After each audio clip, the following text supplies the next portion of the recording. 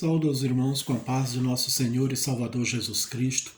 Amém, meus irmãos? Deus abençoe os nossos irmãos nesta manhã maravilhosa, nesse dia maravilhoso.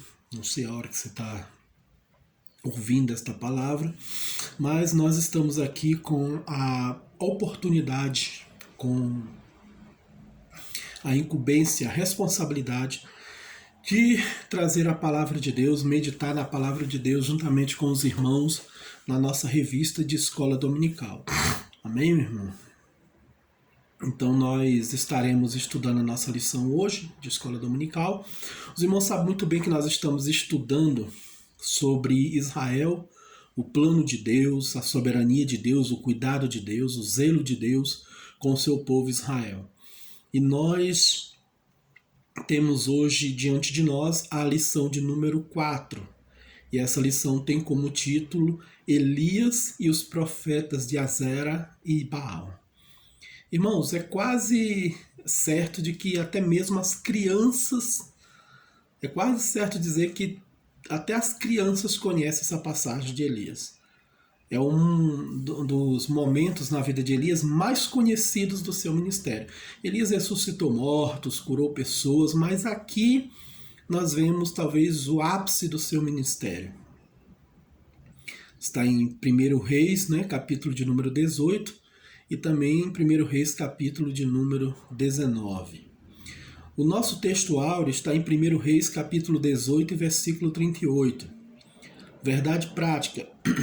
A verdade prática, eu achei ela muito interessante. Diz assim: o Senhor sustenta com sua forte mão todos os que estão dispostos a proclamar a verdade de que Ele é o único Deus digno de adoração. Eu achei interessante essa verdade prática, irmãos, porque ela realmente fala a forma como Deus age na vida daqueles que têm coragem de proclamar a sua verdade. Não é fácil, no mundo idólatra e pecaminoso do qual nós vivemos, proclamar que só Deus é o Senhor, que só Ele é Deus, que só Ele é digno de adoração. Mas a Bíblia nos mostra essa verdade, Deus cuidando daqueles que querem e estão dispostos a pregar que Ele é o único Deus verdadeiro. Deus cuidou de Moisés lá no Egito, quando se apresentou diante de Faraó.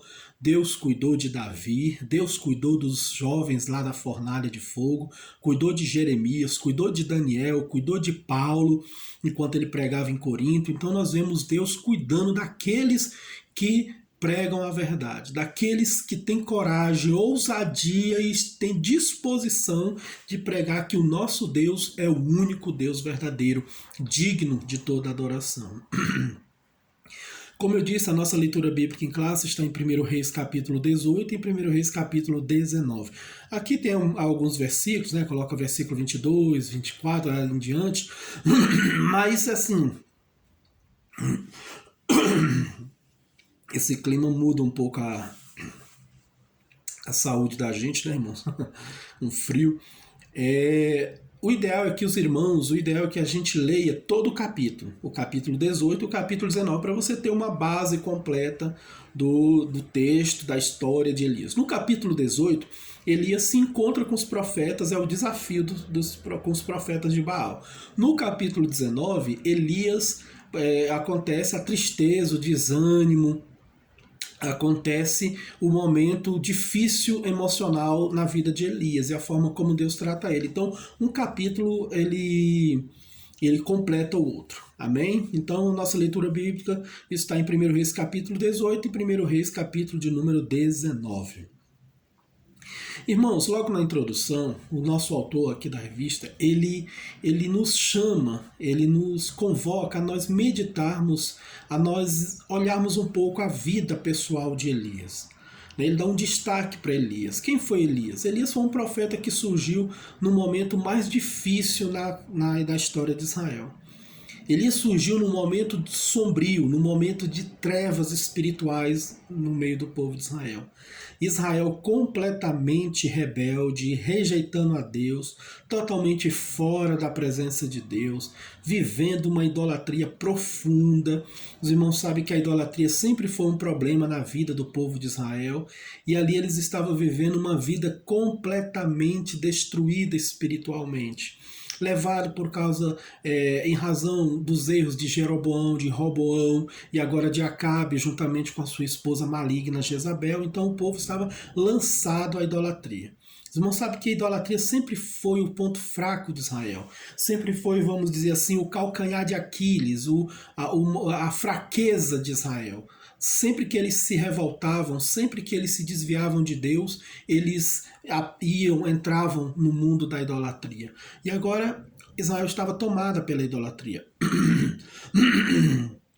E foi nesse contexto que apareceu Elias, o profeta. E esse profeta apareceu pregando a verdade, pregando o único Deus verdadeiro. E o autor destaca Elias porque ele tem esse destaque, ele tem esse impacto na vida do povo de Israel. Elias foi tão importante na história de Israel, irmãos, que quando Jesus aparece pregando, João Batista aparece pregando, o povo acha que eles são Elias. Você lembra que quando Jesus pergunta o que dizem, Jesus perguntou aos seus discípulos, que dizem os homens ser o filho do homem? Alguns falam assim, alguns dos discípulos falam assim, olha, alguns dizem que tu és o Elias ressuscitado. Devido à forma sincera, poderosa de pregar de Elias, o povo achava que Jesus era Elias ressuscitado. Então Elias, irmão, ele tinha uma importância muito grande, ele tem uma importância muito grande na história de Israel, na história bíblica. Os irmãos veem que no Monte da Transfiguração, quando Jesus apareceu em toda a sua glória, apareceu ao seu lado Moisés e apareceu ao seu lado Elias também. Então Elias tem esse destaque, vamos dizer assim. Talvez tenha sido um dos maiores, ou o maior profeta do Antigo Testamento. Não vemos ele escrevendo livros, não vemos ele escrevendo cartas livros igual Jeremias, Isaías e Daniel, mas nós vemos as ações de Elias no meio de um povo corrompido. Bom, o nosso texto, a nossa revista, ela está baseada realmente, como eu disse aos irmãos, em 1 Reis capítulo 18, exatamente no desafio do Monte Carmelo. No momento em que Elias chamou os profetas para um desafio. Havia chegado o momento, irmão, de confrontar aquele povo. E aqui no subponto 1 diz assim, o zelo de Elias o pôs diante do confronto. O fato de Elias ser zeloso pelas coisas de Deus, pela casa de Deus, pelo povo de Deus, pela lei de Deus, fez com que Elias fosse levado ao confronto com aquele povo. Levou Elias a confrontar os profetas de Baal. Naquele momento, Elias confrontou os falsos profetas, porque Elias estava com a verdade. Ele não poderia se omitir diante da palavra da verdade. Irmãos, atente no que eu vou dizer aos irmãos aqui nesta oportunidade. Quem é crente em Jesus, quem serve a Deus com sinceridade no coração, é impossível para um cristão verdadeiro não viver em confronto. É impossível a igreja não passar por confrontos. Desde que a igreja foi fundada, desde que a igreja ela foi criada pelo Senhor Jesus, desde que a igreja foi deixada aqui para pregar o Evangelho, o Senhor Jesus nos avisou. Ele disse lá em João capítulo 15, capítulo 16, ele diz, olha, o mundo vai odiar vocês, e vai odiar vocês porque odiou a mim. E por que o mundo odiou Jesus? Jesus disse, eles me odeiam porque eu prego a respeito da luz. Porque eu prego a verdade, prego contra o erro. Por que os sacerdotes queriam matar Jesus? Porque Jesus pregava contra o pecado deles. E ninguém gosta de ser confrontado. A verdade, irmãos, é que ninguém gosta de ser criticado. Ninguém gosta de ter os seus erros confrontados. Falar de adultério, de homossexualismo, de aborto, de roubo, de mentira, dessas coisas. Ninguém gosta que se fale sobre isso. Nem na igreja e nem fora da igreja. Ninguém gosta de ter os seus erros apontados. Por que é que João Batista morreu, irmão? Porque ele apontou o erro de Herodes com aquela mulher. Então sempre haverá um confronto entre a verdade e a mentira. Jesus, quando foi preso, quando estava lá na ceia com os discípulos, ele disse: olha, vamos porque o príncipe deste mundo se aproxima e ele nada tem em mim.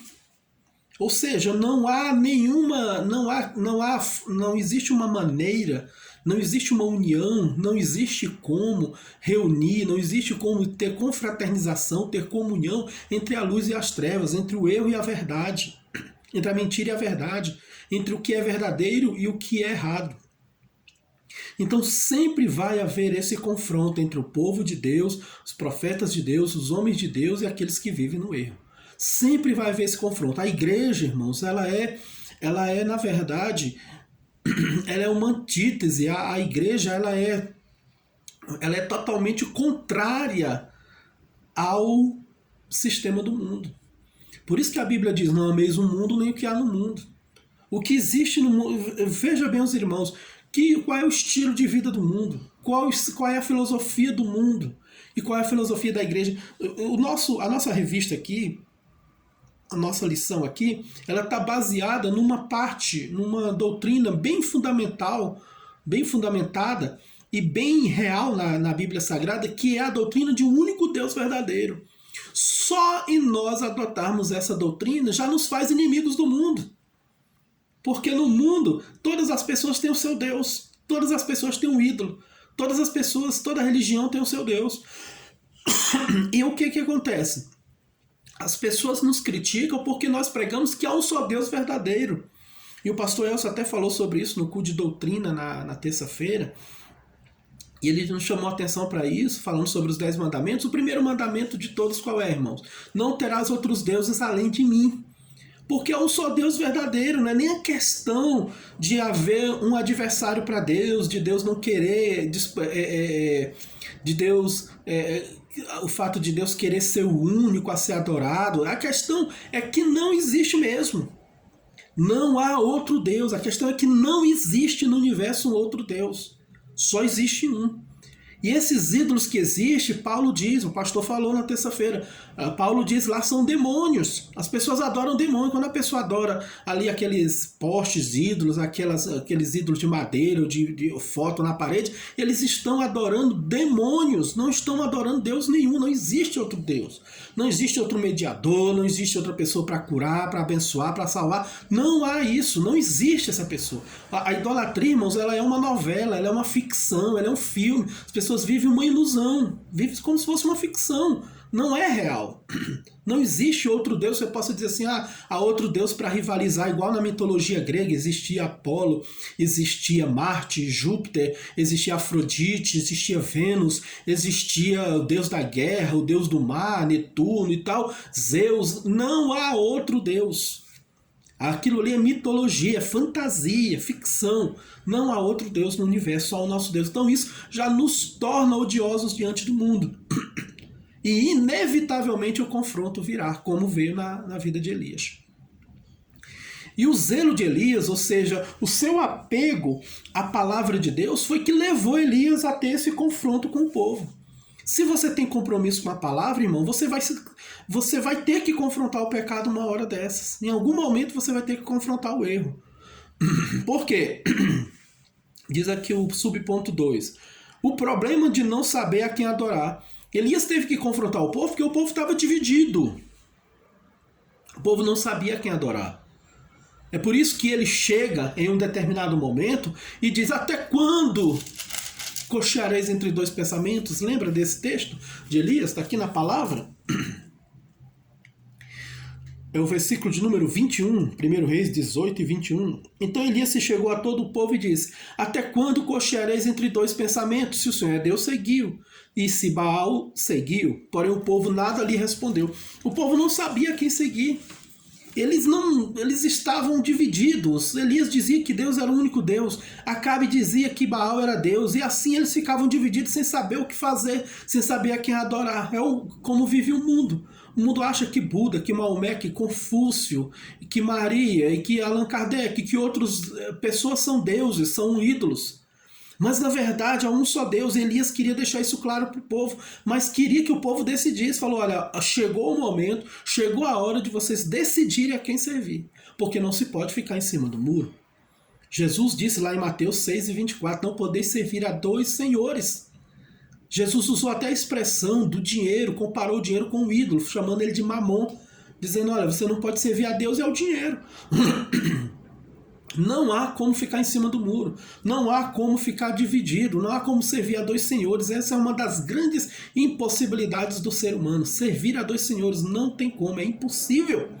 Você tem que se dedicar totalmente a um e deixar o outro para lá. É o que o Senhor Jesus falou. Então, Israel tinha que decidir se eles iam ficar totalmente com Deus ou se eles iam ficar totalmente com Baal. Ficar com os dois não teria como. Então o povo tinha esse problema, não sabia a quem adorar, não sabia se adorava Baal, se adorava Jeová, e Elias confrontou o povo a fim de levar o povo a adorar ao único Deus verdadeiro, porque ele sabia que o único Deus verdadeiro que eles deveriam adorar era o Senhor. E então aqui fala no subponto 3 o desafio do fogo, o momento em que Elias chama o povo e diz, olha, então nós vamos fazer o seguinte, já que vocês não sabem a quem adorar, nós vamos ter que saber aqui quem é o verdadeiro Deus. Se vocês querem saber quem é o verdadeiro Deus, nós vamos ter que fazer uma prova, é o único jeito. A única maneira de descobrir quem é o verdadeiro Deus é ver quem responde. Aquele que responder é o verdadeiro Deus. E aí ele disse, olha, nós vamos fazer o seguinte, os profetas de Baal aí vão fazer o sacrifício deles, eu vou fazer o meu, e o Deus que responder com fogo é o Deus verdadeiro. E o povo topou, e os profetas toparam. Os profetas arrumaram seus altares, colocou seu sacrifício e começaram a clamar a Baal.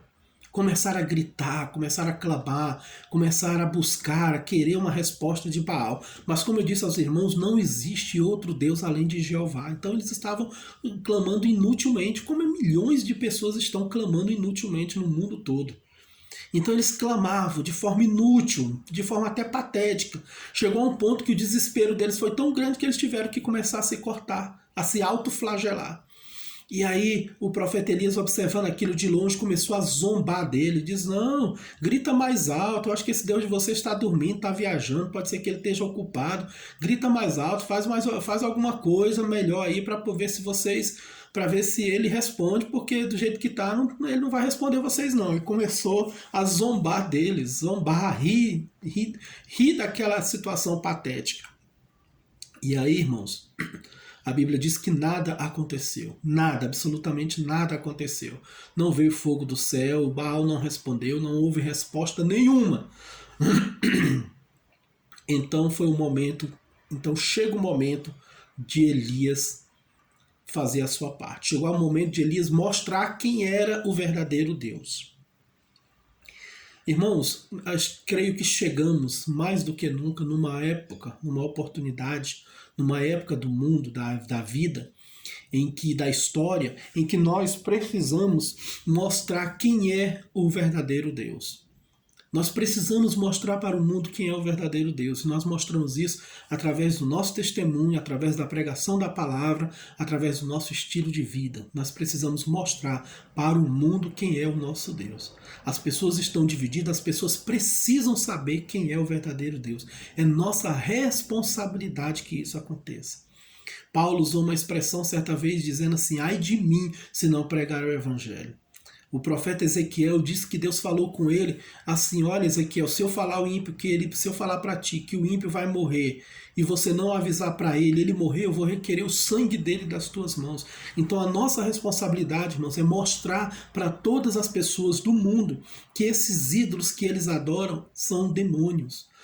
Não são reais, não são deuses, não pode fazer nada por eles. É importante que essas pessoas entendam, ídolo não pode fazer nada por eles, não pode resolver o problema deles, não pode salvar a alma deles, não pode levar eles para o céu. Só Jesus, só o nosso Deus pode fazer isso. E foi o que Elias fez. Aí Elias arrumou, a primeira coisa que ele fez, arrumou o altar que estava destruído. Aquele altar... em outras épocas, servia para o sacrifício do Senhor. Servia para adorar a Deus, mas agora estava ali quebrado, ninguém ligava. Por que ninguém ligava? Não ligava porque agora eles estavam vivendo na idolatria, então Deus não era mais nada para eles. O altar quebrado, desmanchado, bagunçado. Quantos de nós às vezes não vivemos assim, né, irmãos?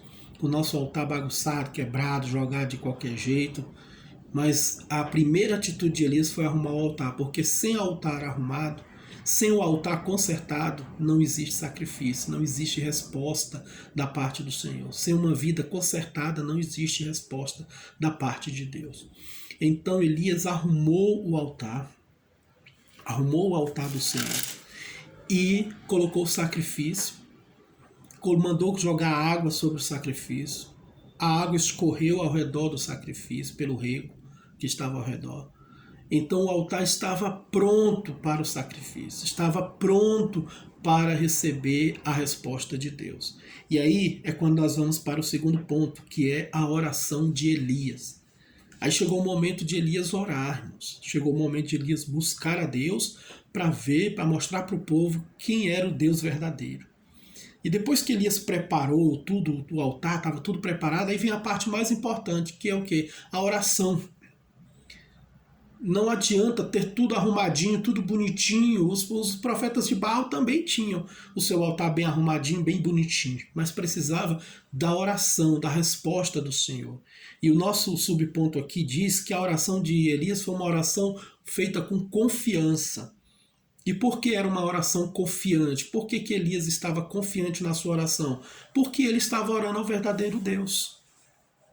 Jesus diz que tudo quanto nós pedimos, nós temos que crer que o Senhor pode fazer. Irmãos, nós cremos que Deus pode fazer qualquer milagre. Quando o pastor pede oração na igreja pelos irmãos, nós temos que orar crendo, nós temos que saber que Deus, o nosso Deus, pode operar um milagre que o irmão está pedindo. O Senhor pode curar de câncer? Pode. O Senhor pode curar de AIDS? Pode. O Senhor pode curar de qualquer doença, de qualquer enfermidade. Não existe impossível para Deus. Elias conhecia isso. O que falta em nossos dias hoje, irmão, o que falta muito na igreja, em muitos irmãos, é conhecer esse poder absoluto de Deus. Às vezes você não tem aquela fé para transformar no milagre, para ver o milagre acontecendo, mas você tem que crer que Deus pode fazer isso. Um homem clamou ao Senhor Jesus e pediu um milagre pelo seu filho.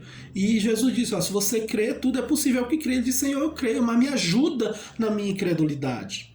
Então, muitas vezes a gente realmente crê, que eu mesmo creio que Deus pode fazer tudo. Agora, no momento de chegar e orar pela pessoa ali que está doente, que está enfermo, eu preciso ter essa fé, eu preciso crer naquele momento. Acreditar que Deus pode fazer tudo, isso é bíblico, é base, é fundamental. Agora, ter aquela confiança que o Senhor vai fazer, aí é que nós precisamos desenvolver na nossa vida. E Elias tinha essa confiança porque ele cria no Senhor. Ele conhecia Deus. Veja bem, irmãos, que Elias tinha essa confiança no Senhor porque ele já tinha experiência com Deus. Deus disse para ele, olha, você vai para o ribeiro lá que você vai ser alimentado. E Elias foi para o ribeiro e Deus mandou os corvos trazer comida para ele. Elias já tinha visto Deus mandar fogo do céu e consumir uns soldados que vieram prendê-lo. Então, meus irmãos, o profeta Elias tinha experiência com Deus. Já tinha visto Deus ressuscitar mortos e fazer grandes milagres e maravilhas, multiplicar a comida da viúva, e assim foi. Elias já tinha uma experiência com Deus. Nossa confiança, irmão, cresce cada vez mais quando nós temos uma experiência com o Senhor. Então Elias teve essa confiança, fez essa oração confiante diante do Senhor. E as palavras dele era que Deus fizesse aquele milagre a fim de que o povo reconhecesse que há um só Deus. Aí vem o ponto 3 que fala sobre a misericórdia, demonstra que aquela oração, aquela manifestação do poder de Deus foi um ato de misericórdia da parte do Senhor. Por quê, irmãos? Irmão, quando Deus faz um milagre na vida de uma pessoa, é uma demonstração da misericórdia de Deus. Porque é Deus chamando aquela pessoa para a salvação. O milagre ele tem um poder muito grande de quebrantar o coração das pessoas. Tem um poder muito grande de chamar as pessoas até Deus. Israel estava desviada, não sabia, o povo não sabia quem servir, estava ali adorando ídolos, estava ali adorando falsos deuses, demônios. Então Deus se manifesta com fogo no meio do povo, naquele sacrifício, para mostrar ao povo que ele era o verdadeiro Deus, só que muito mais do que fazer um milagre. Muito mais do que fazer algo extraordinário diante do povo, o objetivo principal do Senhor era que Israel se convertesse, se arrependesse e buscasse ao Senhor novamente. Os atos de Deus, irmão, na nossa vida, na vida da humanidade, na vida das pessoas, são todos em busca da conversão e do arrependimento das pessoas. Quando Deus cura alguém no meio da igreja, irmão, você acha que isso é só para fazer mídia, só para acontecer mesmo? Não, existe sim um objetivo da parte do Senhor, que é quebrantar os corações, trazer mais fé ao nosso coração, mas principalmente levar as pessoas a crer, a acreditar que Ele é o verdadeiro Deus e que Ele ainda faz milagres, que Ele pode fazer milagres. Por isso que aquela manifestação do poder de Deus ali, o fogo caindo do céu, foi um chamado para o povo. Foi uma chance que Deus estava dando para o povo, mais uma chance para o povo se converter. Acabe, ao ver aquilo ali, tinha que se converter. Jezabel, ao ver aquilo ali, tinha que observar e olhar assim, bom, os profetas de Baal clamaram o dia todo, nada aconteceu, mas Elias orou aqui 1 minuto e esse fogo do céu desceu, então existe um único Deus verdadeiro. Os milagres de Deus, irmão, as manifestações do poder de Deus servem para isso. Eu acho interessante quando a Bíblia diz lá em Romanos, capítulo 1, que tudo que se pode conhecer de Deus está na natureza. Irmãos, quando a gente vê esses milagres da natureza, as coisas incríveis, você pode ver até mesmo a mecânica do corpo humano, né, a estrutura do corpo humano, a forma do corpo humano se mover, todas as células, todas essas questões. Quando você vê a natureza, o sol, a lua, quando você vê os animais, tudo na perfeita ordem, quando você começa a estudar biologia, ciência, quando você começa a observar as estrelas, começa a observar como é que a Terra gira de uma forma bem organizada, como é que as coisas no mundo são todas bem organizadas, aí você começa a perceber que há um Deus verdadeiro. Então, Deus já fez, até a criação, Deus já fez para chamar a atenção do homem, para levar o homem a reconhecê-lo como Senhor da sua vida, para levar o homem a reconhecer a Deus como o grande benfeitor da sua vida, como o grande mestre do universo. Então tudo que Deus faz, irmãos, é um ato de sua misericórdia para conosco, a fim de que nós possamos nos converter cada vez mais a Ele. Quando Deus nos livra, quando Deus nos abençoa, quando Deus faz um milagre que ninguém poderia fazer, que só Ele poderia fazer, é uma manifestação da sua misericórdia. E aí, irmão, depois que Elias fazia essa oração, aí o fogo do céu desceu e consumiu o holocausto. E aí o povo começa a clamar, só o Senhor é Deus, só o Senhor é Deus, e parece que todo o povo está se convertendo ao Senhor. Elias então manda matar todos os profetas de Baal, e parece que ali começa um grande avivamento. Veja, irmão, todo avivamento, todo grande avivamento, ele é precedido, irmãos, ele é precedido pela pregação da palavra, por confrontar o pecado e também pela oração. Elias confrontou o povo com a palavra e Elias orou ao Senhor. Então esses dois elementos, a palavra e a oração, estão sempre presentes quando é necessário que haja arrependimento, quando é necessário que haja um avivamento. Amém?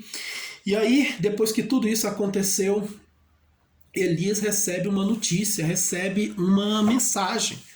Aí nós entramos no capítulo de número 19. No capítulo de número 19, a Bíblia começa a dizer que Acabe foi para casa e falou para Jezabel, anunciou tudo que Elias tinha feito. Talvez, irmão, Acabe sentiu até no seu coração e disse, olha, só deve existir um Deus verdadeiro mesmo, acho que nós deveríamos adorar só Jeová. Mas Jezabel, como era endemoniada da forma como ela era, quando ela ouve falar que Elias fez fogo do céu descer e matou os profetas de Baal, ela manda um mensageiro até Elias e diz, olha, assim me façam os deuses. Veja que ela, em momento nenhum ela se converteu, ela reconheceu a grandeza de Deus. Mas aí ela manda dizer a Elias, assim me façam os deuses e outro tanto, se amanhã eu não fizer com você, Elias, o que você fez com os meus profetas. Ou seja, do jeito que você matou os profetas, eu vou matar você. E aí, irmãos, inexplicavelmente, o profeta Elias sente um pavor, um medo de morrer muito grande. É muito interessante essa questão, porque o profeta Elias ele não sentiu medo diante dos profetas de Baal. Ele não sentiu temor, ele não sentiu medo diante daquele desafio, mas agora sente medo por causa da ameaça de uma mulher. Isso aí é tão inexplicável, né, irmão? Em alguma hora, em algum momento da nossa vida, a gente tem fé, tem graça de Deus para fazer grandes coisas, mas de repente, com pouca coisa, às vezes nós temos fé para enfrentar um grande problema. E quando vem um problema menor, pequeno, a gente já desanima, já entristece, aquilo já derruba a gente. Então o profeta Elias teve grande fé para desafiar os profetas de Baal, mas diante de Jezabel ele sucumbiu àquela ameaça daquela mulher. Que coisa, né, irmão? A estrutura do ser humano. E aí foi quando a Bíblia diz que Elias fugiu, escapou por causa da sua vida, com medo de morrer. Diante dos profetas ele não teve medo de morrer. Diante de Acabe ele não teve medo de morrer. Mas agora, por causa da ameaça de Jezabel, ele teve medo de morrer. E aí é o nosso ponto 3 aqui, que fala sobre Elias em Horebe. Diz o nosso subponto aqui, irmão, que os feitos e a exaustão de Elias. Elias trabalhou muito para o Senhor. Talvez uma das explicações para essa questão do medo de Elias, esse desânimo todo, é porque ele vinha combatendo constantemente, irmãos. Constantemente ele vinha combatendo a idolatria e o pecado no meio do povo.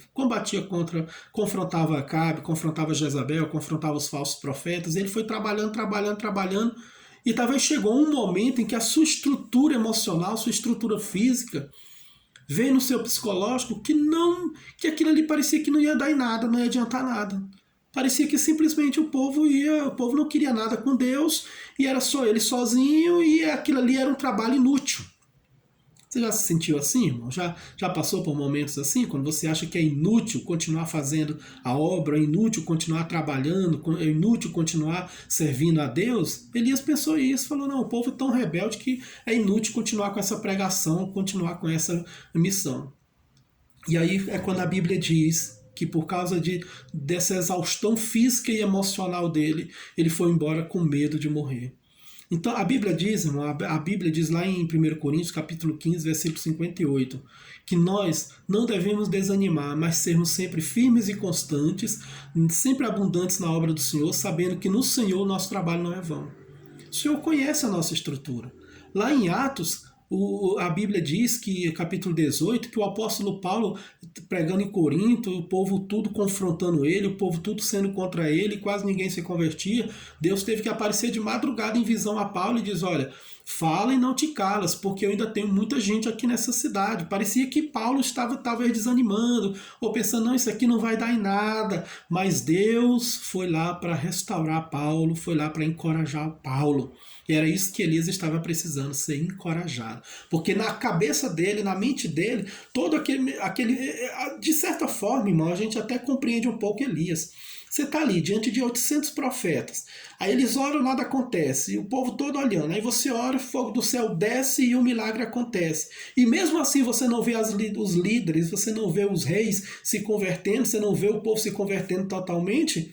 Então você acha que aquilo ali não adiantou muita coisa, você acha que aquilo ali foi inútil, você acha que o arrependimento do povo não vai acontecer, que é inútil porque aquilo ali não tem, que aquele povo não tem solução. Se ver fogo do céu descer, se ver fogo descer do céu não trouxe arrependimento para o povo, então nada mais adianta. Então Elias estava exausto, cansado, irmãos. Muitas vezes o líder, o pastor, o pregador, a quem está à frente da obra de Deus se sente cansado, se sente exausto, porque parece não ver os frutos do seu trabalho. Ele está ali trabalhando, fazendo a obra de Deus, vivendo a cada dia, sofrendo confrontos, ameaças, dificuldades, calúnias, e não vê o progresso da obra. Aquilo pode deixar ele exausto, pode deixar ele triste, pode deixar ele desanimado. Mas aí é a diferença de nós servirmos a Deus.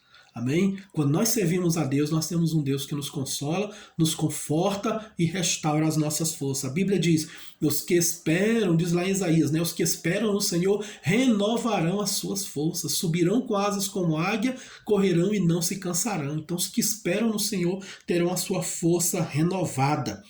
Elias foi então para o deserto, irmão. Foi para o deserto do Monte Horebe. E chegou um momento que ele estava tão cansado que ele sentou debaixo de um zimbro e disse, Senhor, olha, eu não sou melhor do que os meus pais, do que os profetas foram antes de mim, então tira a minha vida. Se o Senhor puder, se o Senhor quiser, me leva. Me leva. tira a minha vida, porque eu não quero mais viver. Viver no mundo desse jeito, viver para passar por essa situação, eu não quero mais. Muitas pessoas passam por isso, irmão, no seu dia a dia. Sofrem uma angústia tal que eles são capazes de pedir a Deus para serem levados logo. Fala, Senhor, me leva porque eu não estou aguentando mais. Me leva para a eternidade porque eu não tenho mais, não aguento mais essa vida. Posso ser franco e dizer aos irmãos o seguinte, ultimamente, irmão, eu tenho pedido tanto ao Senhor para voltar logo. Não para me levar, mas para voltar logo. Jesus tem que voltar, irmão, porque não dá mais, sabe? Parece que o mundo chegou numa loucura, numa pecaminosidade, chegou numa loucura tão grande que irmão, está ficando cada vez mais impossível ser crente e viver nesse mundo. Sabe, a igreja está sendo pressionada de tantas formas, de tal forma, que está chegando um momento que Jesus tem que voltar logo, Jesus tem que voltar agora. Porque não dá mais para viver nesse mundo. Então você já pede logo, é como João orou, Maranata, a hora vem, Senhor Jesus. Mas aqui a tristeza de Elias era tão grande que ele queria logo que Deus mandasse, que Deus tirasse a vida dele, levasse ele. A que ponto chega a exaustão, irmão, a situação espiritual, a situação emocional de um homem de Deus? O cansaço, a exaustão era tão grande, a tristeza, o desânimo, né? A desilusão. Por isso que a Bíblia diz, não devemos desanimar nunca. Por isso que a Bíblia fala tanto não desanimes, né? A Bíblia fala, Deus quando chamou Josué, encoraja-te, né? Tem coragem. Então, ser firme, corajoso, que eu estou contigo. É preciso essa força da parte do Senhor, irmão. É impossível fazer a obra de Deus, fazer alguma coisa para Deus sem a graça de Deus. Paulo diz, olha, a tua graça me basta. Sem a graça de Deus ele não poderia ter feito nada, porque os irmãos imaginam, se os desafios de Elias eram grandes, imagine também os de Paulo. Paulo sofria, irmão, perseguição dos de fora, sofria perseguição dos que eram de dentro, ele sofria perseguição de todos os lados. Ele tinha lutas constantes. Eram as suas lutas pessoais e as suas lutas com os inimigos do evangelho e às vezes até com falsos irmãos dentro da igreja que o criticavam e o pressionavam e falavam mal dele. Então a nossa vida é essa.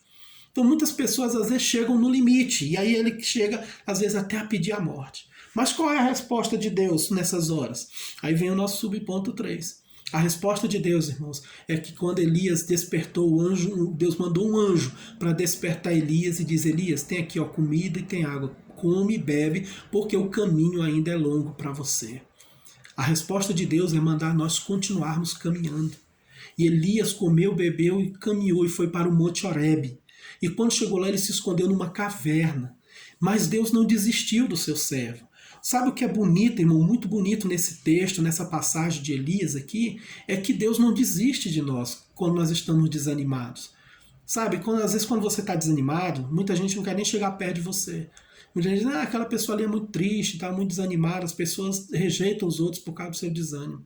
Mas Deus não, quando você está desanimado, quando você está para baixo, quando você se sente derrotado, quando você não quer mais fazer a obra de Deus, quando você está triste, deprimido, aí Deus ainda vai lá para cuidar de você. Aí Elias se escondeu no monte, se escondeu na caverna e Deus foi lá para falar com Elias. E disse, Elias, o que você faz aqui? Como se Deus estivesse dizendo, rapaz, tanta coisa para ser feita e você aqui escondido. Deus não gosta de covarde, irmão. Deus não quer os seus servos, os seus profetas, os seus filhos sendo covardes, escondidos, com medo, não. Ele diz, sai para fora. E aí Elias saiu daquela caverna e aí Deus passou, e aí veio uma manifestação de fogo, veio uma manifestação de terremoto, veio uma manifestação de tempestade e Deus não estava naquilo ali. Mas de repente veio uma brisa suave, soprou sobre Elias e disse, Elias, o que você faz aqui? Aí Deus estava naquela brisa, Deus falando manso e suave. Tem aquele lindo que diz, manso e suave é o Senhor falando com seu profeta. Aí Deus foi tratar com Elias. Deixou Elias falar toda a sua lamúria, porque a pessoa quando está deprimido, irmão, quando ele está triste, quando ele está desanimado, tudo que ele faz é lamentar. Tudo é ruim para ele. Elias estava lamentando, ele se vitimizou. Para ele, só ele era crente, para ele, só ele tinha sobrado de crente, para ele, só ele servia a Deus e nada mais prestava, nada mais tinha dado certo. Olha, só eu sobrei. Olha a lamentação dele, irmão. Eu tenho sido zeloso pelo Senhor, os filhos de Israel deixaram a tua aliança, derrubaram os teus altares, mataram os teus profetas, só eu fiquei, buscam a minha vida para me tirarem. E aí Deus deixou ele falar toda a sua lamúria, deixou ele falar toda a sua tristeza, deixou ele falar todos os seus problemas. É maravilhoso, irmão, quando nós buscamos a Deus, quando Deus está conosco, porque nós podemos falar tudo para Ele, falar toda a nossa tristeza, toda a nossa angústia, todas as nossas dificuldades, a gente fala para Ele, Ele ouve tudo. E aí quando a Bíblia, não é o que a Bíblia diz lá em Pedro, quando a Bíblia diz, lançando sobre Ele toda a vossa ansiedade, porque Ele tem cuidado de vós. Quando você está triste, deprimido, desanimado, quando você não quer mais, acha que nada mais faz sentido na vida, o que é que você tem que fazer? Lançar tudo isso diante do Senhor, para Ele poder tomar conta da sua vida. E foi isso que Elias fez, falou toda a sua lamúria, e aí veio Deus para tratar com Elias e disse, Elias, Deus ouviu aquilo ali e tudo, diz, olha Elias, o negócio é o seguinte, eu ainda tenho uma grande obra na sua vida, vai e volta pelo teu caminho para o deserto de Damasco, e lá você vai ungir Hazael como rei da Síria, você vai ungir Jeú como rei de Israel, você vai ungir Eliseu como um dos profetas no teu lugar para te ajudar, e há de ser que o que escapar da espada de Hazael, Deus foi falando o que ele deixou, o que ele falou, e deu um ânimo para Elias, e disse, olha, ainda vou te dizer mais, Elias, eu deixei ficar em Israel 7.000 joelhos que não se dobraram diante de Baal. Então a forma de Deus trabalhar na vida de Elias foi dar a ele trabalho, dizer a ele que ainda tinha muita coisa para ele fazer e dizer a ele, olha, ainda existem pessoas igual você que não dobraram os seus joelhos a Baal. Deus tratou com Elias, Deus abençoou o coração de Elias, Deus curou a angústia, a depressão, a tristeza, o desânimo de Elias e deu a ele uma grande obra para ele fazer. Então é assim que o nosso Deus trata conosco, irmãos. Então esse capítulo de número 19 é um capítulo que vai nos mostrar que Deus não abandona os seus filhos e que somente Deus tem como curar o nosso desânimo. Muitas vezes a pessoa, hoje em dias de rede social, as pessoas jogam suas lamúrias, suas angústias, seu desânimo, sua tristeza na internet, nas redes sociais, mas a Bíblia continua dizendo, lançai sobre ele toda a vossa ansiedade. Está triste, está deprimido, está angustiado, tá revoltado, tá desanimado, tá achando que nada vai dar certo, que tudo é inútil na sua vida, lança essa ansiedade diante do Senhor. Irmãos, para nós encerrarmos, o que nós podemos dizer da história de Elias é que Elias mostra um homem cheio da graça de Deus, um homem corajoso a ponto de confrontar o pecado de Israel, um homem corajoso ao ponto de confrontar a vida de iniquidade de Israel, mas um homem também sujeito às mesmas paixões que nós. Por isso a Bíblia diz lá em Tiago que Elias era homem sujeito às mesmas paixões, as mesmas angústias, mesmas fraquezas e tristezas que nós. Mas mesmo assim orou e o Senhor deu a ele a vitória. Depois aqui Elias orou e veio chuva, e Elias fez grandes maravilhas, irmão, e no final foi levado ao céu numa carruagem de fogo.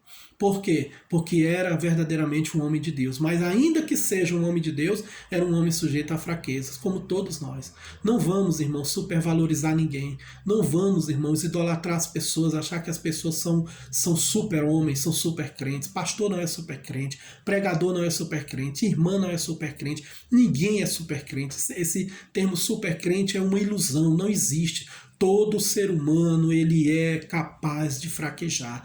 Todos nós temos nosso momento de desânimo, de tristeza, momento em que a gente pensa em desistir, deixar a obra, não deixar de servir ao Senhor, mas deixar de servir, de fazer algum trabalho, de trabalhar, de fazer a obra de Deus. Mas nós podemos sempre contar com o socorro do Senhor. Essa história de Elias mostra como a nossa vida é muito frágil. Em um momento, em um minuto, nós somos capazes de orar para fazer fogo do céu descer, e no minuto seguinte nós morremos de medo de morrer por causa das ameaças de uma mulher, de uma rainha iníqua.